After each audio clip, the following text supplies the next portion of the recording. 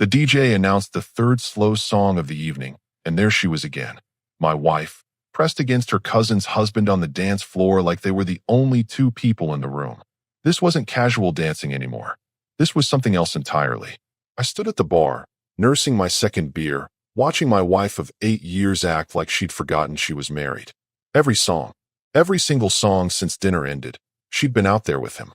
His hands resting just a little too low on her back, her fingers playing with the hair at the base of his neck.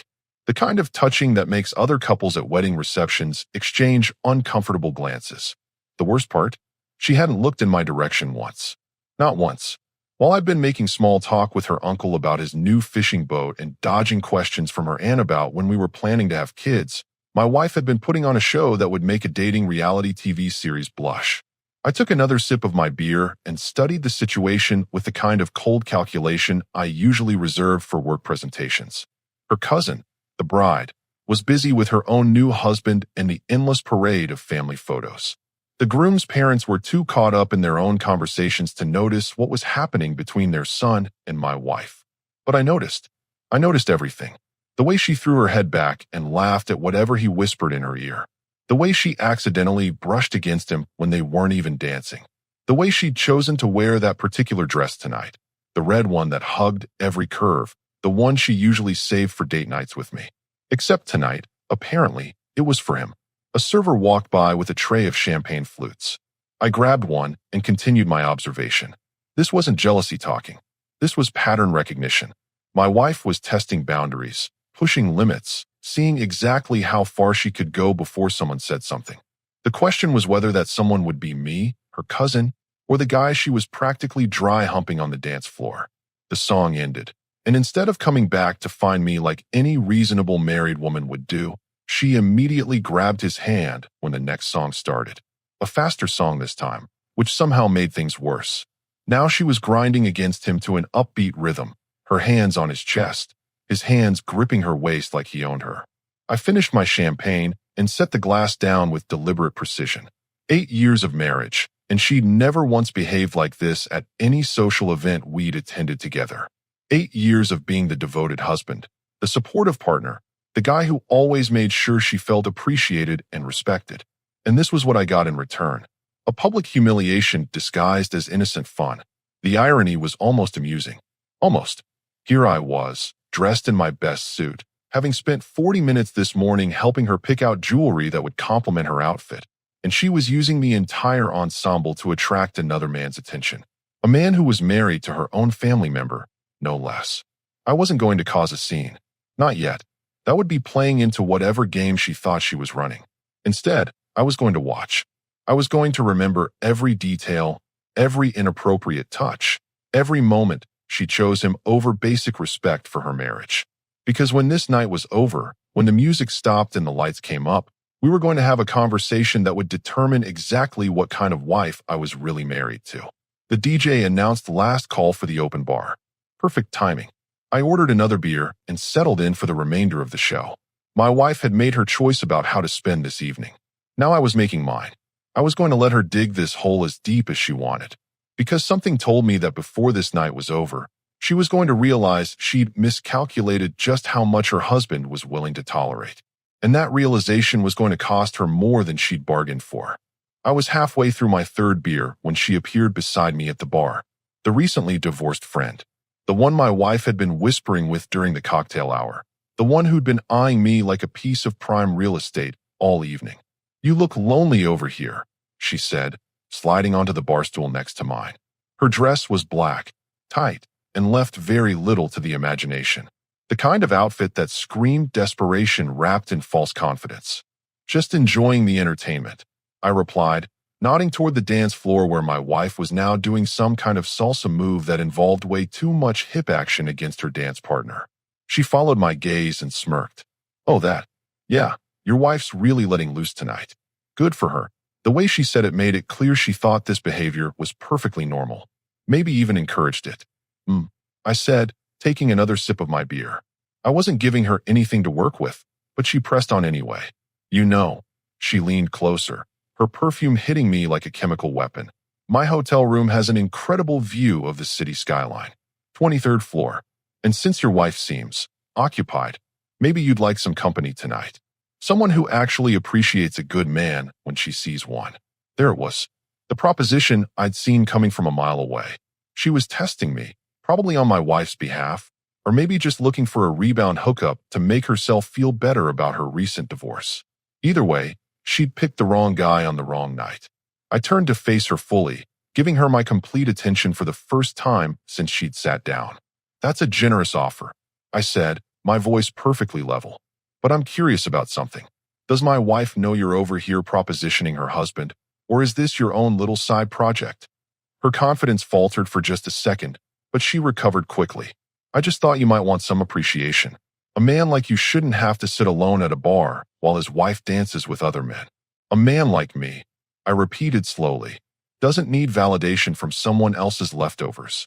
Before she could respond, I saw a movement in my peripheral vision.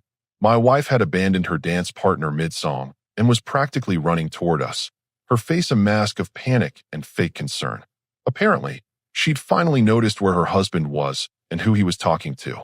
"Hey baby," she said breathlessly, arriving at the bar like she'd just sprinted a marathon. "There you are. I've been looking everywhere for you." The lie rolled off her tongue so smoothly, I almost admired the technique. Her divorced friend smiled sweetly. "We were just chatting. Your husband is quite charming." My wife's eyes darted between us, trying to read the situation. "That's nice," she said, but her voice had that edge that meant she was calculating damage control. "Actually, honey, I think we should probably head home soon. It's getting late." "Is it?" I checked my watch. "It's only 10:30. The party's just getting started. Besides, you seem to be having such a good time on the dance floor. Don't let me interrupt your fun." The panic in her eyes intensified. She could sense something had shifted, but she couldn't quite figure out what. Her friend, meanwhile, was enjoying the show, probably realizing she'd just lit a fuse on something much bigger than she'd anticipated. "I was just being social," my wife said, reaching for my arm. "You know how these family events are? Everyone expects you to dance with everyone." "Everyone?" I asked, gently pulling my arm away.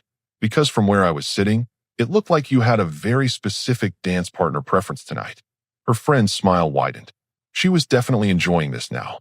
"Well, I should probably get going," she said, standing up. "My room won't admire itself." She looked directly at me.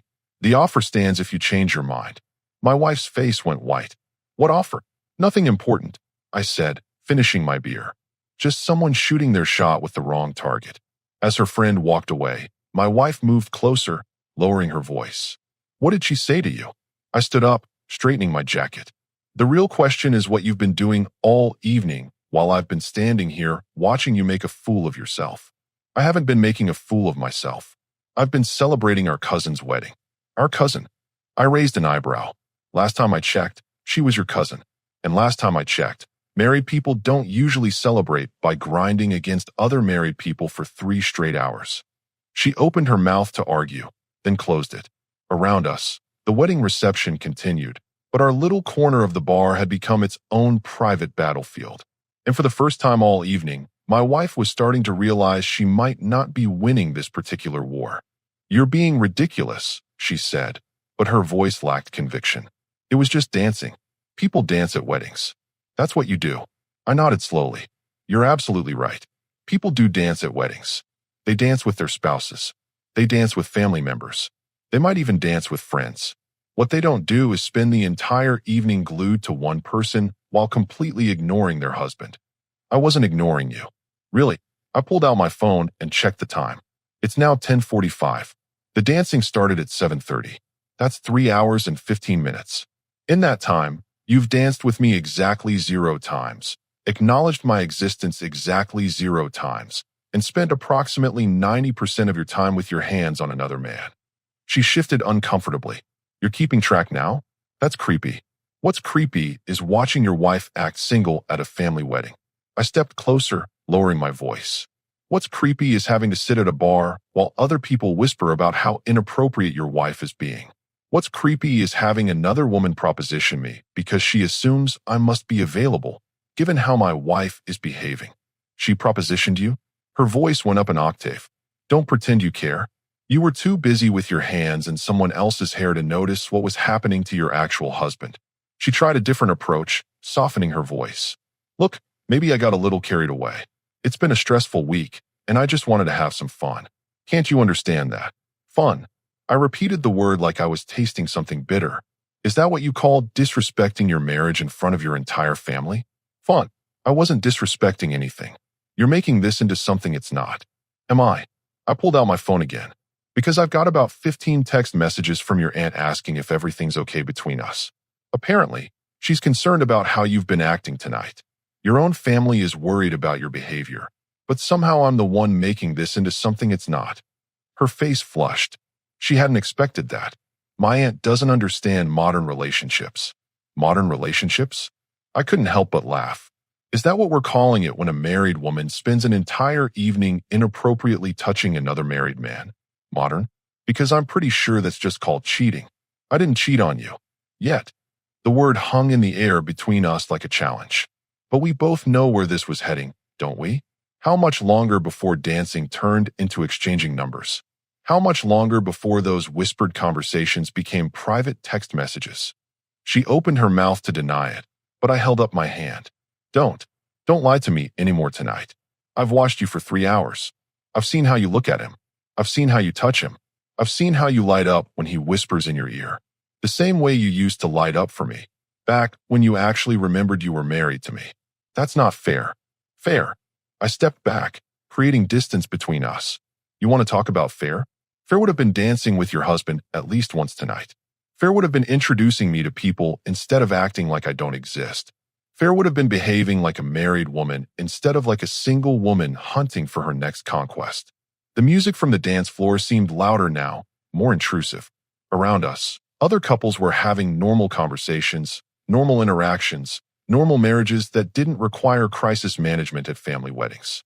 I think you're overreacting, she said, but there was no fire left in her voice. It really was just innocent dancing. Innocent. I nodded. The way you pressed yourself against him was innocent. The way you ran your fingers through his hair was innocent. The way you completely ignored your husband for 3 hours was innocent. She looked around nervously, probably realizing that other people might be listening. Can we please not do this here? You should have thought about that before you decided to put on a show for everyone. I straightened my tie. But you're right. This isn't the place for this conversation. We'll finish it at home. What does that mean? I looked at her directly, making sure she understood every word. It means tonight was a test you didn't know you were taking. And you failed it spectacularly. A test. 8 years of marriage, and I thought I knew what kind of woman I'd married. Tonight, I found out I was wrong. I started walking toward the exit. The question now is what I'm going to do about it. She hurried to catch up with me. Wait, you can't just leave it like that. We need to talk about this. Oh, we will. I stopped and turned back to her. We're going to talk about a lot of things. Starting with whether you actually want to be married, or if you'd rather be free to dance with whoever catches your eye. For the first time all evening, she looked genuinely scared. Good. It was about time she realized that actions have consequences, even in modern relationships. The car ride home was silent except for the hum of the engine and her occasional attempts to start a conversation that I shut down with single-word responses. She was testing the waters, trying to gauge exactly how much trouble she was in. By the time we pulled into our driveway, she'd figured out it was significant. Can we please talk about this like adults? She said as we walked into the house. Adults, I repeated, hanging up my jacket. Adults don't act like teenagers at family weddings. Adults don't spend 3 hours disrespecting their spouse in public. Adults take responsibility for their actions instead of calling their husband ridiculous for noticing. She kicked off her heels and followed me into the living room. Fine. You want me to take responsibility? I'm sorry. I got carried away. It won't happen again. I turned to face her. That's it. That's your idea of taking responsibility. What more do you want from me? How about starting with the truth? I sat down in my chair. The one she always complained was too big for the room. How long has this been going on? What do you mean? Nothing's been going on. Tonight was just dancing. Wrong answer. I pulled out my phone. See, while you were busy making a spectacle of yourself, I had some interesting conversations. Your cousin's maid of honor mentioned that you and him seemed pretty comfortable with each other during the rehearsal dinner yesterday. Apparently, you two were quite the pair during the line dancing. Her face went pale. We were just having fun. There's that word again. Fun. I scrolled through my messages. Then there's this text from your cousin's sister. She wanted to know if I was okay with you being so friendly with him at the bachelorette party last weekend. The one you told me was girls only. It was girls only. He just stopped by for like 10 minutes. 10 minutes of what exactly? She sat down on the couch, suddenly looking very small in that red dress that had caused so much trouble tonight. Look, maybe we've been a little flirty, but it doesn't mean anything. Flirty? I set my phone down. So this has been building up for weeks, and tonight was just the grand finale? You're twisting everything. Am I? Because from where I'm sitting, it looks like my wife has been carrying on an emotional affair right under my nose, and tonight she decided to make it physical in front of our entire extended family. It's not an affair. We haven't done anything wrong. I stood up and walked to the window, looking out at our quiet suburban street. The same street where we'd planned to raise kids someday, where we'd talked about growing old together, where we'd built what I thought was a solid marriage. You know what the worst part is? I said without turning around. It's not even that you did it. It's that you think I'm stupid enough to believe your excuses. I'm not making excuses. I'm telling you the truth. The truth. I turned back to her. The truth is that you've been emotionally checking out of our marriage for months. The truth is that you saw an opportunity with someone who gave you attention, and you took it. The truth is that tonight you crossed a line you can't uncross. She started crying then, the kind of tears designed to make me feel guilty for being upset. I never meant for any of this to happen. I love you.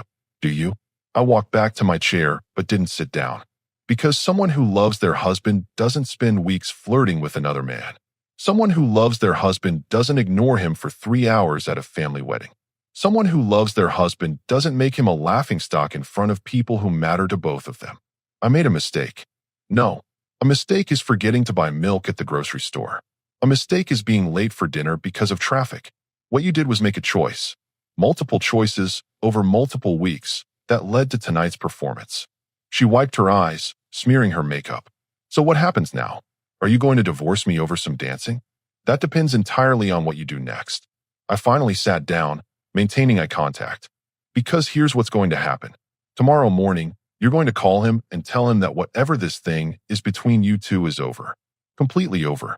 No more texts, no more calls, no more accidentally running into each other. But he's family now. I can't just avoid him forever. You can and you will. Because if I find out you've had any contact with him that isn't absolutely necessary for family functions, if I discover one text message or one phone call or one coffee meeting, this marriage is over. You can't control who I talk to. I smiled, but there was no warmth in it. I'm not controlling anything. I'm giving you a choice. You can choose your marriage, or you can choose whatever fantasy you've been building with him. But you can't have both. That's not fair. Fair would have been you making better choices weeks ago. Fair would have been you remembering you're married before you started this whole mess. We're way past fair now. She looked around the room like she was seeing it for the first time. The photos of our wedding, the furniture we'd picked out together, the life we'd built that she'd been so willing to risk for a few dances with someone else's husband. What if I can't do that? What if it's not that simple? Then you've just answered the question about whether you want to stay married. I stood up. I'm sleeping in the guest room tonight. Tomorrow, you decide whether you want to fix this or whether you want to explain to everyone why your marriage fell apart right after your cousin's wedding. You would really end our marriage over this? I stopped at the doorway and looked back at her. I would end our marriage to preserve my self-respect. Something you seem to have forgotten I still have. I woke up Monday morning with absolute clarity about what needed to happen next. While she was still sleeping off her hangover and her guilt, I was already 3 steps ahead, doing what I should have done months ago when the signs first appeared. Her phone was charging on the kitchen counter when I came down for coffee. The same phone she'd been guarding more carefully lately. The same phone that had been buzzing with notifications she always seemed to check when she thought I wasn't looking. I didn't need to invade her privacy. I had something better. I had her cloud backup that she'd forgotten was linked to my laptop from when we'd shared photos from our anniversary trip last year. 20 minutes later, I had everything I needed. Text messages going back 6 weeks. Photos that definitely weren't meant for her husband's eyes. Voice messages that made my stomach turn. The bachelorette party hadn't been a 10-minute visit. It had been a 3-hour affair that ended with them in his car, talking until 2 in the morning. But the worst part wasn't the evidence of emotional cheating. The worst part was the conversation thread from Saturday afternoon, before the wedding, where they'd planned their entire evening. Every dance, every moment. They'd choreographed my humiliation while I was getting dressed in my best suit. "You awake?" she called from upstairs. In the kitchen, I replied, closing the laptop and taking a sip of my coffee. She came downstairs in her robe, looking like she'd been hit by a truck. "We need to talk about last night. Actually, we need to talk about the last 6 weeks." I reopened the laptop and turned it toward her. "Starting with this conversation where you two planned out how you were going to spend the wedding reception together." The color drained from her face as she read her own messages. Messages about how she couldn't wait to dance with him all night. Messages about how her husband was too boring to notice anything anyway. Messages about how maybe they should find time to be alone together soon. "You went through my phone? Cloud backup. Technology is wonderful." I scrolled down to show her more. "Here's where you tell him you've been thinking about him constantly. Here's where he tells you he's been fantasizing about you. Here's where you both agree that your spouses are holding you back from being happy." She sat down heavily at the kitchen table. "It's not what it looks like. It's exactly what it looks like. It's a 6-week emotional affair that was about to become physical." I kept scrolling. "Oh, here's my favorite part. Where you tell him that your husband is so predictable and never figure out what's happening right under his nose." Stop. Why? This is your truth. This is what you really think of me, of our marriage, of the life we built together. I found another gem. "Here's where you call me boring and say you need someone who actually excites you." She was crying again, but these weren't manipulative tears. These were the tears of someone who'd been caught completely and utterly red-handed. "How long have you been planning to leave me?" I asked. "I wasn't planning to leave you." "Really?"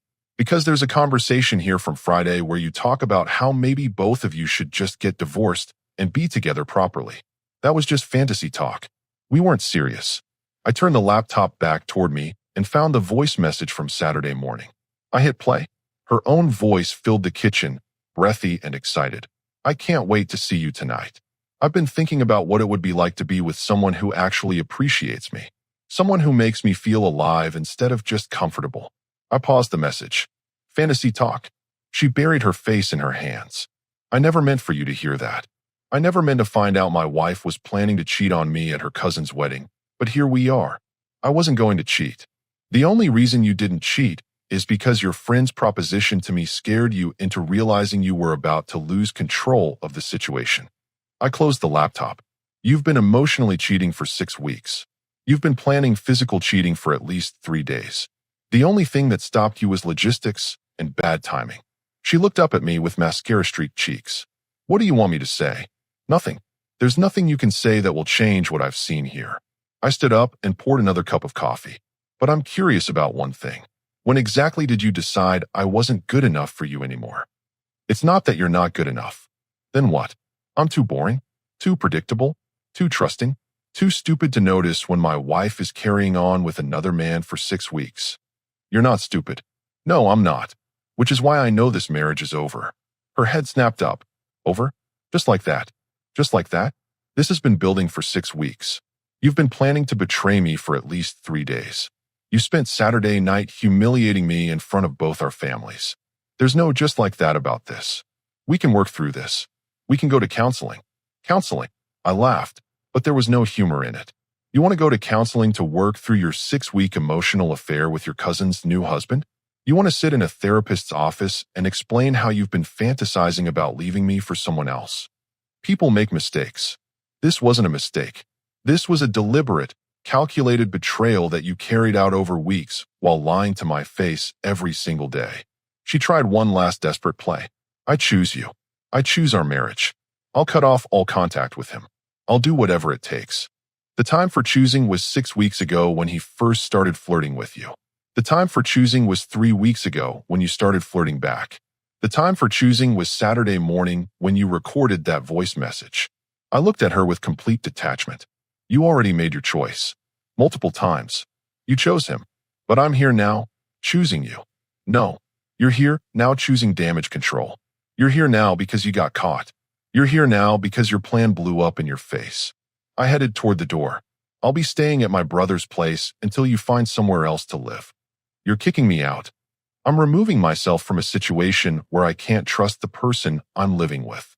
Where you go from here is entirely up to you."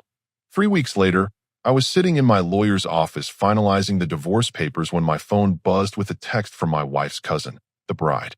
Can we talk? Something's happened. I called her back immediately. What's going on? He left me, she said, her voice hollow. My husband left me. Found out about him and your wife. Apparently, it didn't stop after the wedding. Of course it didn't. I'd known it wouldn't, even though my soon-to-be ex-wife had sworn up and down that she'd cut off all contact. The cloud backup had told a different story. Messages that continued right up until I'd had the locks changed and her belongings packed. I'm sorry, I said, and I meant it. Her cousin was collateral damage in a mess she'd never asked to be part of. There's more, she continued. I found their messages. They were planning to wait until after my honeymoon to tell us both they wanted to be together. They used my wedding as their cover story to start their affair. The pieces clicked into place. The elaborate planning, the public display, the complete disregard for consequences. They'd thought they were being clever, using family obligations as their excuse to be together while their spouses played the role of unsuspecting fools. What are you going to do? I asked. I'm telling everyone. Our entire family. His family. Everyone who was at that wedding and saw them together. I want them to know exactly what kind of people they are. I felt a surge of respect for her. She was handling this with the same no-nonsense approach I'd taken, refusing to be the quiet victim who suffered in silence while the cheaters rewrote history to make themselves look better. Need any help with that? I offered. 2 days later, we met for coffee. She'd brought copies of the messages she'd found, and I'd brought printouts of the ones from my wife's cloud backup. Together, we'd assembled a timeline that showed exactly how calculated and deliberate their affair had been. Your wife called me yesterday, she said, stirring her latte. Wanted to explain her side and make sure I understood it was all just a misunderstanding. What did you tell her? I told her that anyone who uses my wedding as cover for an affair doesn't get to explain anything to me ever again. She smiled grimly. Then I told her that everyone in our family would know exactly what she did by the end of the week. My wife had been trying to control the narrative, telling people that our marriage had simply grown apart and that she'd found happiness with someone who understood her better. The fairy tale version where nobody was the villain and everyone just wanted to be happy. She's been telling people you were controlling and jealous, my cousin-in-law continued, that you couldn't handle her having male friends. Let me guess, she's the victim in this story. Was the victim. Until I started showing people the messages where she calls you boring and stupid while planning to humiliate you at my wedding. By Friday, the truth was everywhere. Family group chats, social media, phone calls that lasted hours as people processed the reality of what had happened. My wife's parents called to apologize. Her sister called to express her disgust. Even her grandmother, who'd always been critical of me, called to say she was ashamed of her granddaughter's behavior. The best part came on Saturday when I got a call from my wife's divorced friend, the one who'd propositioned me at the wedding. I owe you an apology, she said. I thought you were just another boring husband who didn't appreciate what he had. Turns out you were the only decent person in that whole mess. What changed your mind? Your wife called me crying yesterday, begging me to back up her story about how you were controlling and jealous. When I refused, she accused me of trying to steal you away from her. She laughed bitterly. The irony was too much, even for me. The final nail in the coffin came 2 weeks later when their affair imploded publicly. He'd promised to leave his wife for her, but when the family backlash hit and his job started asking questions about his conduct, he decided my ex-wife wasn't worth the trouble. She found out through a text message that he was staying with his wife and that she should move on with her life. She called me that night, sobbing and begging for another chance. I made a terrible mistake, she said. I threw away everything good in my life for someone who didn't even want me. You're absolutely right, I told her. You did throw away everything good, but not for someone who didn't want you. You threw it away because you wanted something more exciting than the husband who loved you. You got exactly what you were looking for. Please, we can start over. I'll do anything. There's nothing to start over. You made your choice when you decided I wasn't enough for you. Live with it. I hung up and blocked her number. There was no satisfaction in her pain, but there was peace in knowing that justice had been served naturally. She'd gotten exactly what she'd asked for, freedom from her boring, predictable husband and the excitement of being with someone who truly understood her. 6 months later, I was dating again. Nothing serious yet, but I was meeting women who valued loyalty, respect, and basic human decency. Women who understood that marriage meant something more than a convenient arrangement you could abandon when someone more exciting came along. My ex-wife, according to mutual acquaintances, was still single and struggling to rebuild her social life after burning bridges with most of our friend group. Her cousin had made sure that everyone knew exactly what kind of person she was, and that reputation followed her everywhere. The last I heard, she was working at a new job in a different city, trying to start fresh where nobody knew her story. But starting fresh only works if you've actually learned from your mistakes. Based on the voice messages I'd heard and the messages I'd read, I doubted she'd learned anything except that getting caught has consequences. As for me, I'd learned that sometimes the best thing you can do for someone is let them face the full consequences of their actions. I'd learned that self-respect isn't negotiable. And I'd learned that the right woman will never make you feel like you have to compete for her attention. My ex-wife had taught me one final lesson. When someone shows you who they really are, believe them the first time. And when they prove they're not worthy of your love and respect, walk away with your dignity intact. I'd done exactly that, and I'd never felt better about a decision in my life.